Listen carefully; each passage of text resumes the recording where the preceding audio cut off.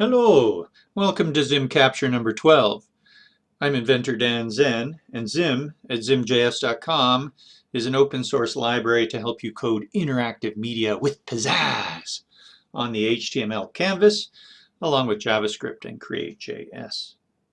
Let's go to the site now, and what we would like to do in this capture is scroll on down to the ZIM bit area. So we can scroll like so, or you can just go to ZIM bits.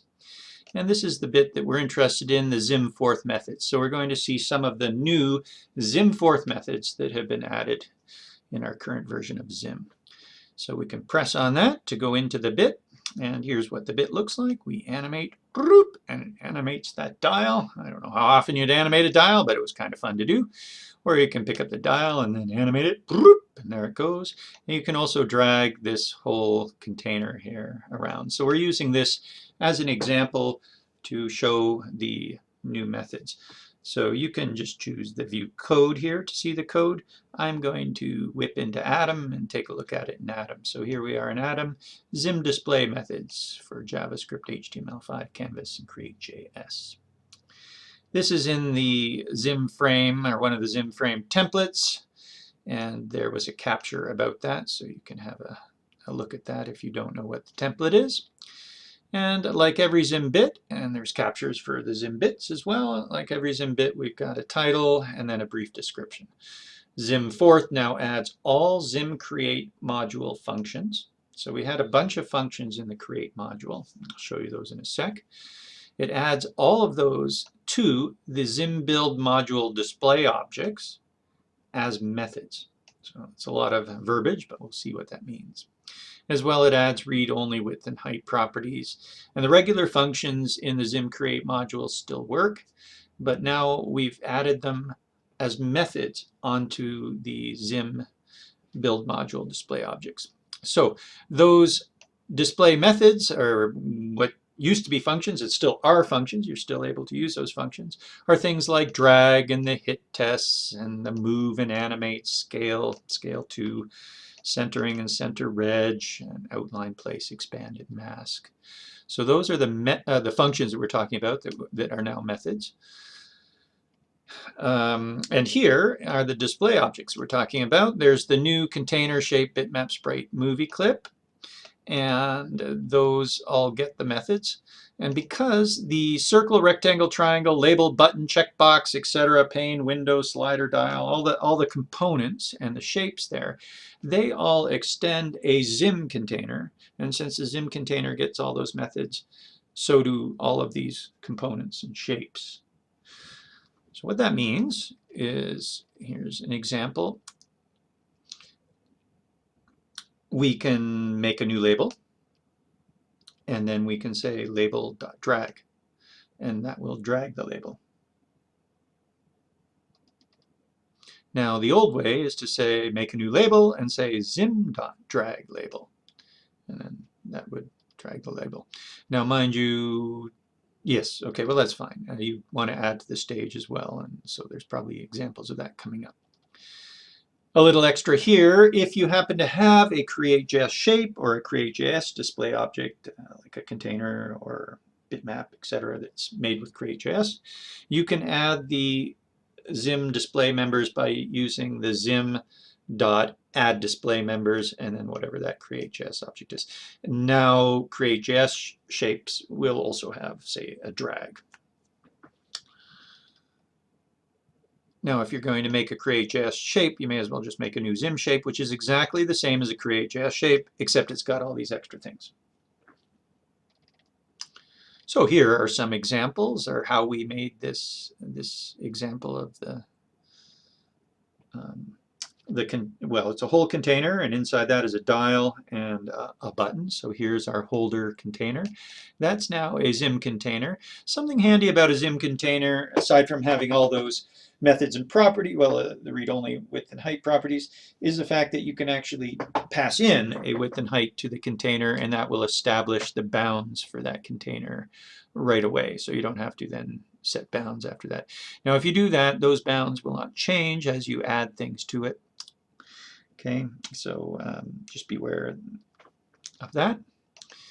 And here we take the holder and we center it on the stage. Now, if we weren't passing width and height into that, we wouldn't be able to center it on the stage because it doesn't know how big it is to center. At least that's how ZIM Center works. So now this is holder.center rather than ZIM.center holder comma stage. Okay, so there's the old way, ZIM.center holder comma stage. Now this still works, so that would be fine, ZIM.center holder on stage, but this is shorter, so that's, I suppose, the reason we've done it. Okay, it's also a bit clearer to think this way. So here's a backing rectangle, and we say holder.addChild backing, semicolon. And here's a button where we're making a button with our ZIM Duo technique of passing in our configuration object. Here we are saying button.center in the holder. So this is taking the button and centering it into the holder. So that's a new ZIM fourth method. Button.y plus equals 50, so we're moving it a little bit down. Here's a dial. Here we are centering the dial on the holder and moving the dial up. We're clicking on the button. Boop, boop, boop. While we click on the button, an animation is going to be going. So we're going to set the enabled property of the button and the dial to false. Those are available on the component. There's an enabled property, so that we can't adjust those while it's trying to animate. And here we are animating. So this is another ZIM fourth method right on the dial. So dial.animate. We used to have to say ZIM.animate, round brackets, and then in the squiggly brackets we would say target : dial. And that would still work, but this is shorter. When the dial is finished animating, we enable the button and the dial again. Make a little corner object. So here we are making a little corner triangle. We're adjusting the registration of that and then rotating it so that we can add it to the corner. Now, if you're going to drag something and then yet the container that you're dragging also has interactive works inside it, it's probably better, maybe the only way it is actually possible is just don't put the thing that you're dragging in the container. So you want to put this little corner on top of the things, and then as you're dragging, we will use a press move to set the holder's X to the corner's X and the holder's Y to the corner Y, and we update the stage. And that way, wherever we drag the little thumb triangle, wherever we drag that to, the holder will go. Okay, so we applied, though, a couple ZIM fourth methods here to the corner, and those were, we expanded it, so that makes it a little bit easier to put your finger on or put your cursor on, and then we dragged it, so corner.drag. Once again, those used to be ZIM.expand, round bracket corner, and ZIM.drag, round bracket corner. And there's a label, and that's it. So that's the end of the example. And we were going through the ZIM fourth new methods, and we also saw a ZIM fourth container and talked about why those were happening there. So that was Capture 12. I'm Inventor Dan Zen. Have a great day. Ciao.